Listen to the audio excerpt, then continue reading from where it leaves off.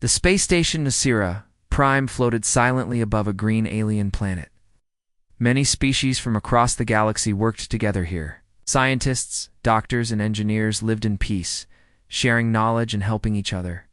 Among them was a Shalkith woman named Valthari.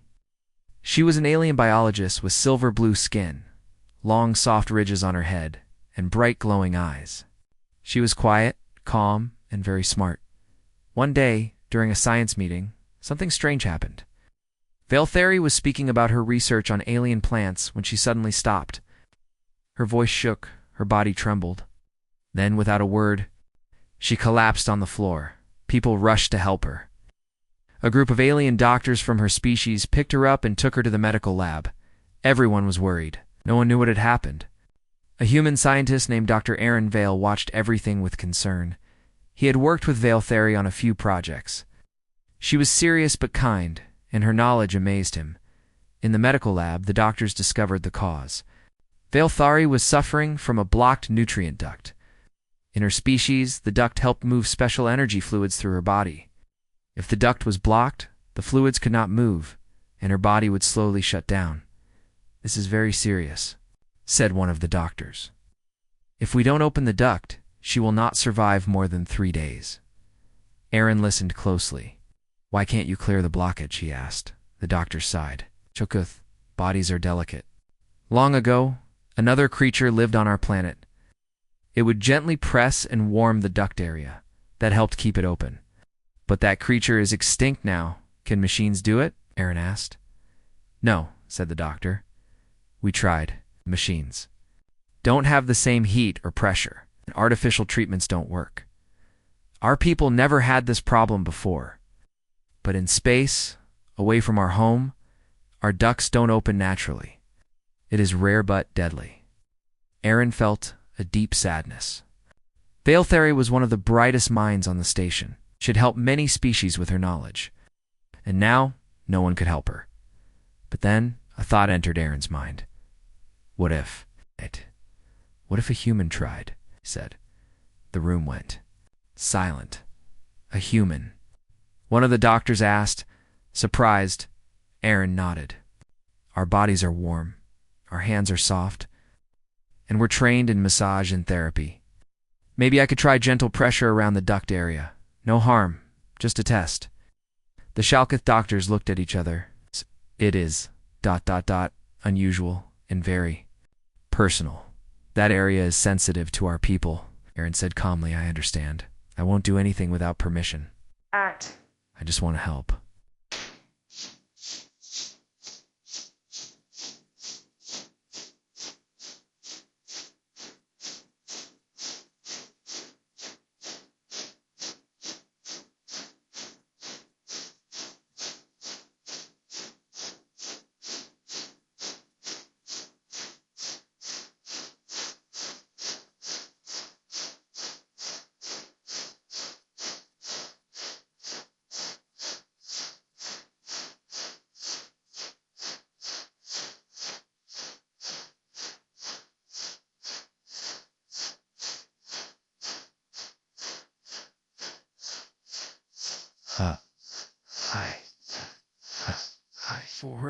Valthari, though weak, opened her eyes. She had been listening quietly. Her voice was soft and tired. "Why would you help me?" she asked. Aaron moved closer. "Because you're a scientist, a friend. And no one deserves to die when there might be a chance to live." She blinked slowly. Her glowing eyes met his. "We shall kith. Do not ask others for this kind of help. It is against tradition." Aaron smiled gently. "Sometimes traditions need to grow, just like science." It was a long pause. Then, with a nod, Valthari whispered, "Try." Later, in a clean medical room, Aaron prepared for the test. He washed his hands and wore soft gloves. A Shalkith doctor stood nearby, ready to stop the test if needed. Valthari lay on the medical bed, breathing slowly. Her skin looked pale, and her energy was very low. Aaron moved carefully. He placed his hands gently on the area near the blocked duct just below her shoulder ridges. He remembered how human massage worked. Slow, soft, steady pressure. No pain. No force. Only care. Valtheri flinched slightly, then relaxed. Aaron continued the gentle motion, slowly pressing in a pattern. Her skin was cool, but he could feel a light pulse underneath. Suddenly, her body gave a small shiver. The nearby monitor beeped faster. Her energy flow was increasing, said the Shalkith doctor. Aaron kept going. A faint glow began to spread. Across Valtheri's neck, the duct was opening. After 20 minutes, Aaron stopped. He looked at the screen. Her vital signs were stronger, her breathing was calm. The block had loosened. Valtheri opened her eyes, wider this time. Feel ... clearer, she said. The doctor nodded. It's working. Everyone in the room was quiet. A human had just done what no machine could do. Aaron stepped back. This is just the beginning. We'll need to do more sessions. Slowly, carefully, Valtheri gave a weak smile. Then I will trust you, human. Outside the room, whispers began to spread. Something amazing had happened. Human had helped an alien survive using nothing but touch, kindness, and science. It was strange, bold, and hopeful, and this was only the start. The next morning, Dr. Aaron Vale returned to the medical room on Nicera Prime. He had barely slept. His mind was full of thoughts about Valtheri, about her condition, and about the strange success of the first treatment. He walked into the room and saw Valtheri resting quietly. Her color had improved slightly. The monitor beside her showed stable signs. She looked up when he entered and gave a slow nod. You came back, she said softly. Of course, Aaron replied. We're not done yet. He sat beside her and gently took out a small tablet from his pocket. I've been reading more about Shalka's biology, he explained. Your nutrient ducts are complex. But I think there's a deeper reason. Behind your condition, Valtheri raised an eyebrow. Go on. Aaron showed her a diagram on the screen. Your people evolved with another species, a kind of soft-shelled animal that lived in your rivers and caves. They used to interact with your kind through gentle contact. I think they helped regulate your ducts naturally. She blinked slowly. That species is gone. It's lost many centuries ago. Aaron nodded. Yes, but your bodies still expect that contact. Without it, the ducts become blocked, especially in space away from your natural world. Valtheri looked thoughtful. No one ever made that connection before.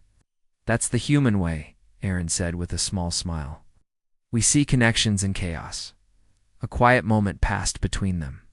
Then the door opened and two Shalkith doctors entered. One of them looked serious. Dr. Vale, the elder doctor, said, We have reviewed yesterday's results. You were successful in helping her, but your method is unusual. Aaron stood calmly. I understand, but it worked. It did, the doctor admitted. However, physical touch is a sensitive issue for our people. There are rules limits. Aaron nodded. I respect that. I'll only continue with her full consent. I have no other interest, only healing. Valtheri raised her voice gently. He has my permission. The doctors looked at each other, then nodded. Double quotes, very well, the elder one said. You may proceed, but you must record every step. This works for others. We must understand. For the next 3 days, Aaron visited Valtheri twice a day. Each time, he used careful, rhythmic pressure to massage the area around her nutrient duct. He adjusted the temperature of the gloves, trying to match the warmth of the ancient creature that once helped the SHAL's single quotes, KETH. With each session, Valtheri's health improved. Her skin regained its soft glow. Her voice grew stronger. She began to sit up, ask questions, and even joke a little. You humans are strange, she said one day. You rush into danger without thinking? Aaron laughed. We call it curiosity. Or foolishness, she teased. Sometimes both. They laughed together, and for the first time, Valtheri didn't feel alone. She'd always focused on science and logic. But this was different. This was trust. Soon, word spread across the station. Other aliens began to ask questions. Is it true the human healed her with his hands? Is it safe? Can it be repeated?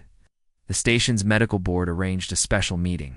Representatives from different species sat around a round table. Some looked curious. Some looked uncomfortable. The chief medical officer, a tall insectoid named Dr. Ravak, began the meeting. "Dr. Vale," he said, "we ask you to explain your method." Aaron stood and spoke clearly. "I studied the biology of the Shalkith. I found an old connection to a lost species that used physical interaction to support duct flow. Since that creature is gone, I used a similar method, gentle thermal pressure with human hands. It worked." Reptilian scientist raised her hand. "But it's so... personal?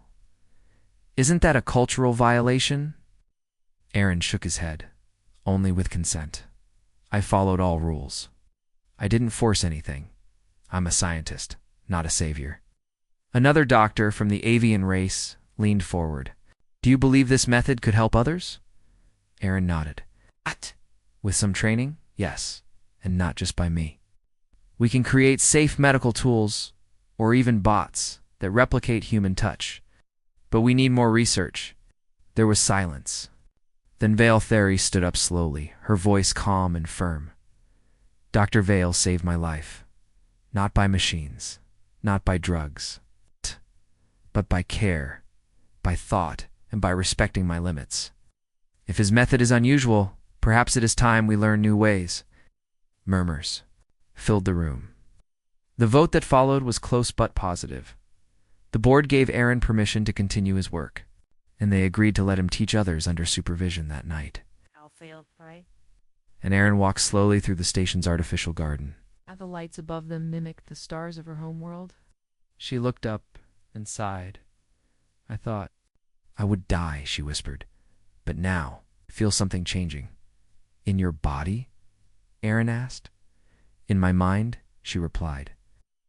"I never thought a human would understand something so deep about my kind. But you did." "I didn't do it alone," he said.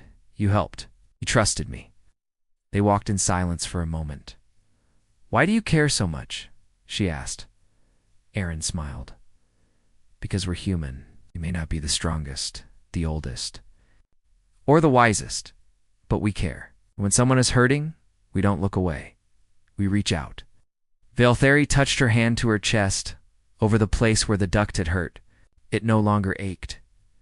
"Then maybe," she said, "your species has a strength we never noticed." Aaron looked at her and nodded. "And maybe your people are ready to heal in new ways." The stars above them shined brighter that night. The connection had formed not just between two beings, but between two worlds. And this was only the beginning. Dr. Aaron Vale stood in the small training room of Nisera Prime, surrounded by screens, notes, and curious scientists. The room was now a center of learning, not just for research but for healing. News of Vale Theory's recovery had spread. Across the station like a quiet fire, many doctors and researchers, especially from the Shalkith species, came forward with questions. Some came with doubt, others came with hope. But most of all, they came because something impossible had just happened, and a human had done it. Aaron touched the soft glove laid on the table in front of him. It was made of a special warming material that matched human body temperature. He had worked with the engineering team to design it after realizing that not all volunteers would feel comfortable using direct touch. "This," he said, holding it up, "is the next step." A group of mixed-species students watched. A young human nurse, an insectoid named Cleo, and a gentle avian healer named Sari listened closely. Valtheri responded to heat, rhythm, and kindness, Aaron explained. "It's not just about touching the duct area, it's about care, respect, calm, energy. These gloves simulate warmth and allow others to learn safely." He placed the glove on a synthetic Shalkith model. Slowly, with clear movements, he demonstrated the technique. Apply pressure in slow circular motions. Pause every few seconds. Let the flow of the body guide your hands. Sari tilted her head. "But what if we do it wrong?" Aaron smiled. "That's why we're practicing on models first. When we're sure it's safe, we'll move to patients with full permission. Of course, Cleo's long antenna twitched. It's strange that something so simple could save a life. Aaron looked at him, strange but real. Meanwhile, Vale Theory had returned to her quarters for rest. Her health was now stable, and her energy was returning. She sat near her window, reading Aaron's latest report on duct stimulation therapy. She had never imagined her condition would open the door to something so big. Her personal communicator beeped. A message flashed. Patient request. Lirazon, age 52. Chalkith condition. Block nutrient duct early stage. Status. Requesting human-assisted therapy. Vale Theory blinked. Another one, she replied instantly. Approve request. Prepare for human-guided treatment. I will monitor. She stood, stretched, and looked in the mirror.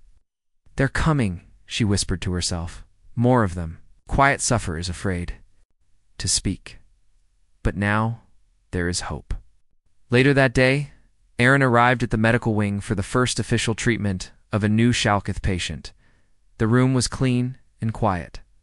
Lirazan, a soft-spoken elderly woman, sat on the medical bed. Her skin was dull and her posture showed discomfort. Vale Theory stood nearby, now acting as a guide. Lirazan, she said gently, this is Dr. Aaron Vale. He helped me when I was ill. The patient nodded slowly. I trust you, Aaron. Smiled warmly. We'll go slowly. If anything feels wrong, you can stop me at any time. With gloved hands and calm breathing, he began the therapy. The same patterns, the same warmth. Vale Theory watched closely, noting the muscle response, and glow near the duct. After 20 minutes, the monitor beeped. Lirazan's energy flow increased. She's stabilizing, Vale Theory said with quiet surprise. Lirazan opened her eyes, smiling weakly. It feels ... like something inside me is finally moving. Aaron nodded. That's your body. Starting to heal. In the days that followed, more Shalkith patients came forward. Quiet voices turned into appointments. Pain turned into relief. The technique was now called thermal pulse mapping, and Aaron's team began writing a manual for it. With help from Vale Theory, they added cultural notes and medical data. The goal was clear: healing without violating boundaries. The station's leaders held another council meeting. This time, they praised the new work. This is what the Alliance was built for, said the insectoid commander. Knowledge shared, lives saved, understanding grown. Other species began to show interest. Could similar methods help with their conditions too? Aaron was both excited and careful. Let's test slowly, he said. One species at a time, but if touch and care can heal, you should learn how. One evening, as the stars glowed outside the station window, Vale Theory invited Aaron to a small indoor pond. It was part of the Shalkith living area, filled with warm mist, glowing stones, and soft sounds. She sat beside him on a smooth bench. I never thought I would be the center of something so big, she said. You saved yourself by being brave, Aaron replied. You let someone help you when it was hard. She turned toward him. You didn't just heal my body. You opened something else. What do you mean? Vale Theory looked thoughtful. Our people have always been private, proud. We hide pain, but now we see hiding does not heal. Maybe humans are strange, but your courage to touch to care. Without shame is powerful, Aaron chuckled. We are strange, but we try. She smiled. And now we learn from you. In that quiet moment, something changed. Not just between them, but in the space between their worlds. It wasn't just hands that healed. It was hearts. It was trust. It was the human way, and the universe was watching. The success of thermal pulse mapping spread far beyond Nasira Prime. Other space stations and Shalkith colonies sent messages, asking for details. They wanted to know how a human species once thought clumsy and emotional had solved a problem that their most advanced machines could not fix. Dr. Aaron Vale had become a name of interest. Some called him a hero. Others called him reckless. But none could deny that his work had saved lives. One day, a message came from the Interstellar Cultural Council, the highest authority that managed peace, science, and cultural respect among over 30 species. The message was short. Dr. Aaron Vale and Vale. Theria requested to appear before the council for inquiry and cultural review. Aaron read the message twice. Inquiry, he said aloud. We helped people. Valtheri stood beside him, calm as always. Some species believe that healing through physical touch may cross cultural boundaries. Aaron frowned. But we had full permission. You gave it. So did others. As she agreed. But this is new. Not everyone accepts new things easily. 2 days later, the council met inside a great silver dome on a neutral moon. Inside, representatives of many species sat in curved rows. Some were tall and cold-blooded, others small and covered in fur or feathers. Their eyes focused on the two visitors at the center. Aaron and Valthari, the lead counselor. A crystal-bodied alien named Erixa spoke first. Dr. Valthari, you stand here for cultural review. Healing is sacred to many species. Some believe your methods, though effective, may disrespect tradition. Aaron stepped forward calmly. Wait. We always asked for consent. I never touched anyone without full approval. We recorded the results. We trained others. No harm was done. A thick-voiced reptilian counselor stood. But you changed our view of healing. For centuries, we believed the body could only be healed through internal energy. You have challenged that belief. Aaron looked around. Yes, I did. But not to insult anyone. I challenged it because people were dying. If tradition blocks healing, then maybe tradition needs to grow. Some counselors nodded slowly. Others narrowed their eyes. Valtheri raised her voice. I am Shalkith. It was my body that failed. I chose to accept human help. What Aaron did saved me. And now, my people live because of it. Does not Disrespect, that is life. A silence fell over the room. Erixa tapped her crystal fingers. We do not judge the results, but we ask, can this method be used across cultures without harm? Aaron took a breath. Yes, if we do it with respect, with choice, with training.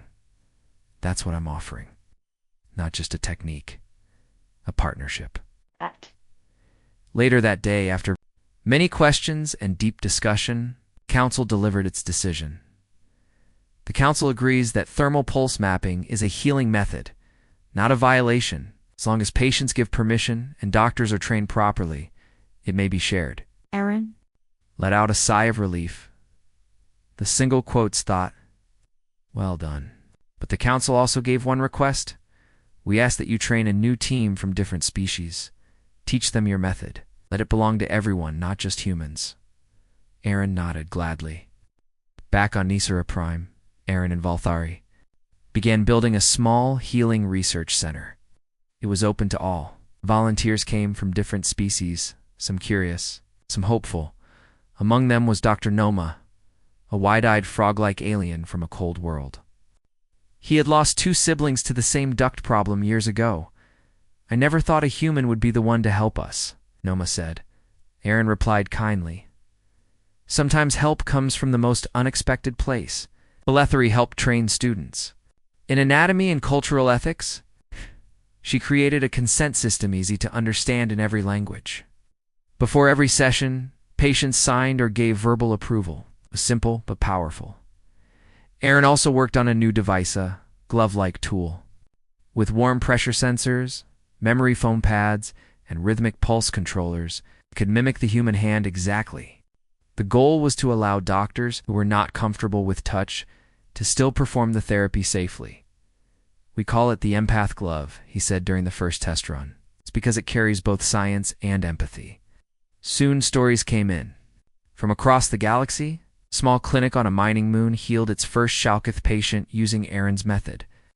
A young human nurse taught the technique to an insectoid race, who began adapting it to their own biology.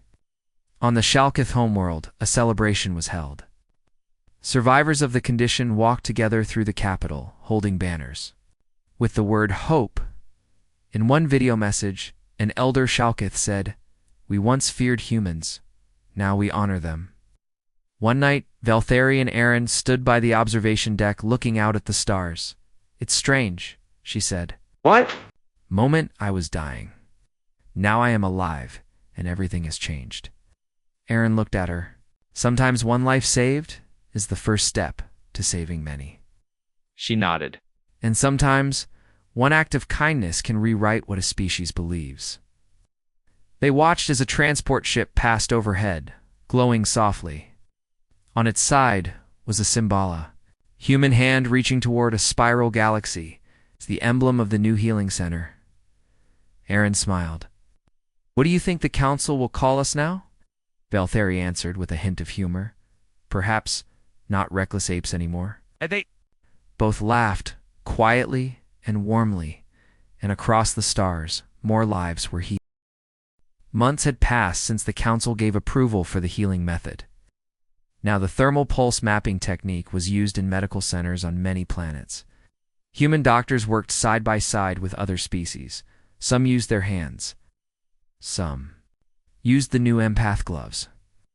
All followed the same rule: healing with respect.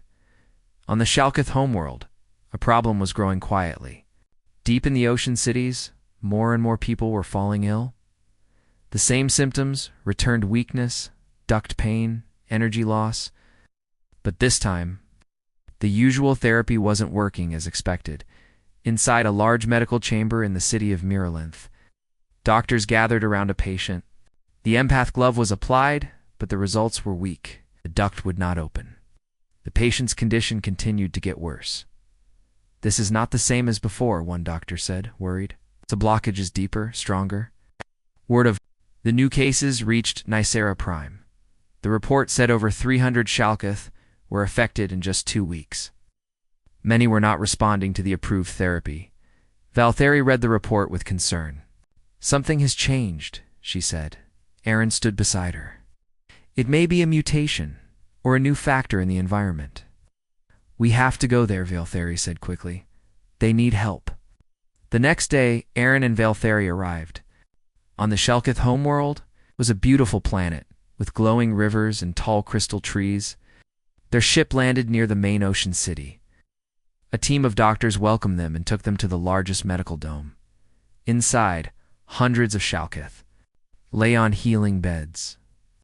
Machines hummed. Soft lights blinked. The air was filled with quiet voices and gentle sadness. Valtheri moved from bed to bed, speaking with patience.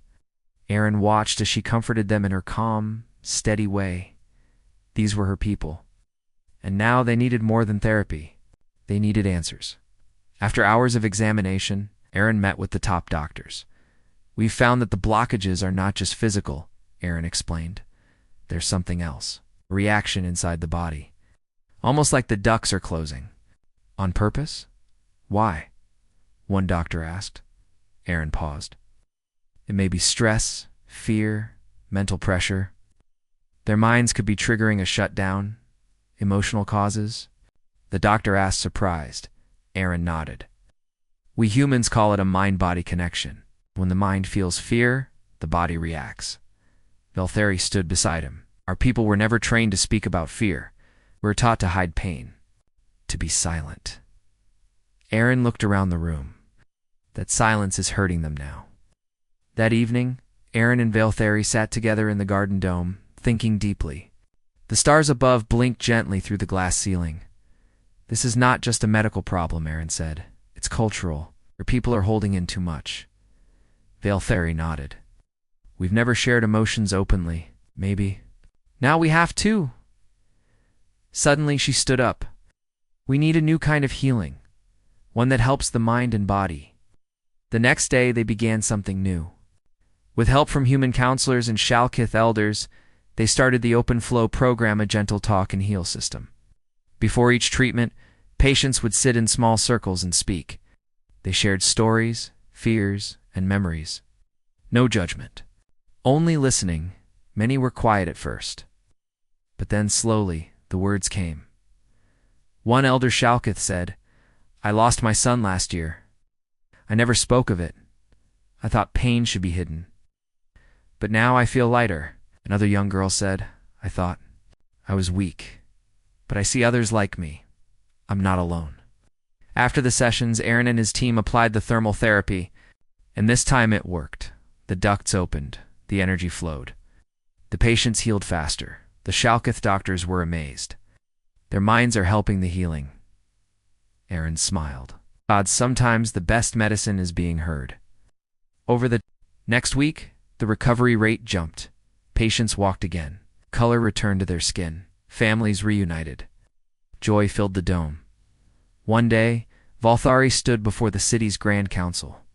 She told them about the mind-body connection, about the power of emotional support. This is not weakness, she said. This is wisdom. Humans have taught us that healing begins not with silence, but with trust, the council agreed. They approved the open flow program to be added to all future medical care. Aaron was honored in a public ceremony at Shelkith. Families placed small glowing stones around his feet, a sign of deep respect. But Aaron remained humble. I didn't do this alone, he said. Valthari stood beside me. Your people accepted change. Healing happened because you were brave. Back on the ship, ready to return to Nisera Prime.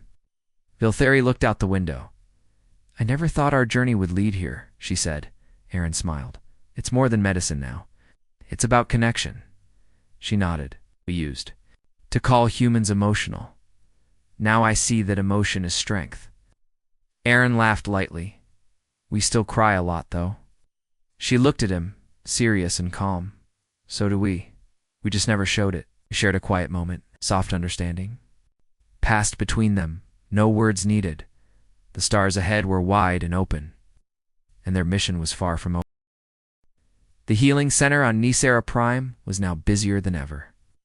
New students arrived every week, humans, aliens, and many Shalkith volunteers.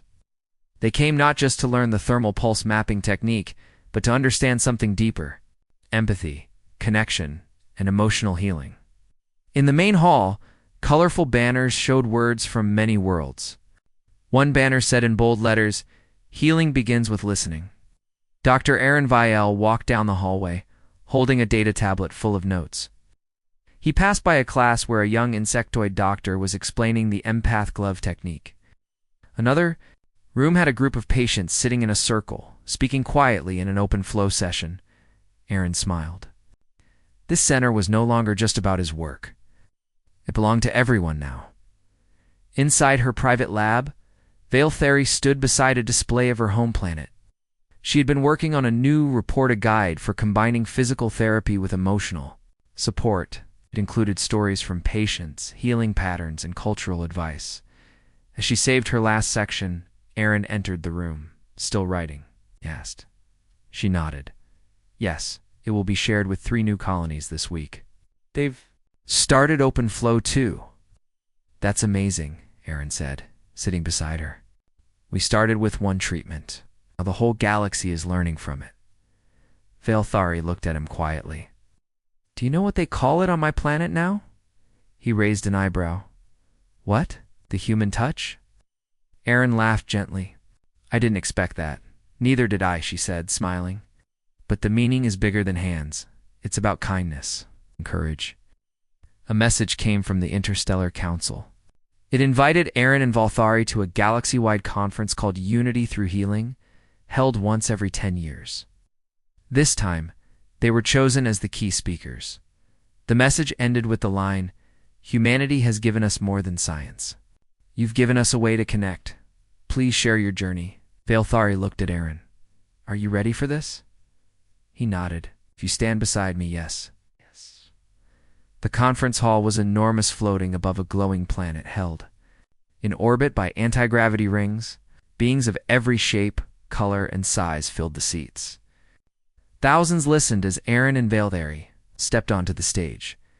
Aaron spoke first. We humans have always been called emotional, quick to cry, quick to care. We were seen as soft, but sometimes softness is strength. He looked around the room. When Valthari was sick, I didn't know the perfect science. I didn't have a powerful machine. I only had my hands and a wish to help. He paused.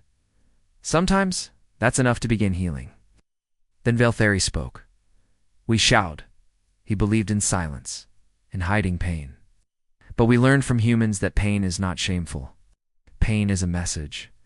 And when we listen to it, we begin.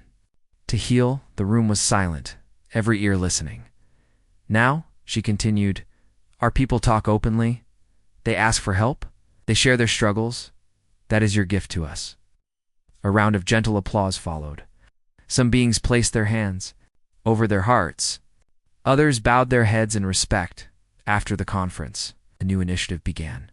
The Healing Across Stars. The program trained mixed teams, humans and aliens, together to travel to distant planets where people were still afraid to speak. Still afraid to ask for help, Aaron and Velthari became advisors, guiding the mission. In a broadcast sent across 84 systems, Aaron said, medicine can treat the body, but understanding heals the soul. One day in the Nysera Garden Dome, Aaron sat beside Velthari under the soft artificial light of purple-leaved trees. A gentle stream flowed beside them, and the sound of moving water calmed the air. Aaron looked thoughtful. Do you remember the first day, when you collapsed during the meeting? Velthari nodded. I thought I would die. I just wanted to help. I didn't even know if it would work. She turned to him. But it did. And it changed everything. Looked at her, truly seeing the calm and peace in her glowing eyes. Would you ever go back to how things were before? She shook her head slowly. No. We are stronger now, because of machines, but because we share pain. We share healing. They sat together, quiet but full of unspoken words. Their friendship had become something deeper, built on trust, on experience, and on something neither of them could name fully. A small child from a bird-like species ran by holding a training glove, Dr. Aaron. The child called out, Can I practice today? Aaron smiled. Of course. Let's teach you the rhythm. Velthari watched him laugh and guide the child's hand in slow, gentle circles, just like he did with her all those months ago. She whispered to herself, This is the future. At the edge of the galaxy, where light fades into the unknown, a signal traveled between stars. It carried a message from humanity, translated into hundreds of languages. We are not the strongest, we are not the oldest, but we feel. And in that feeling we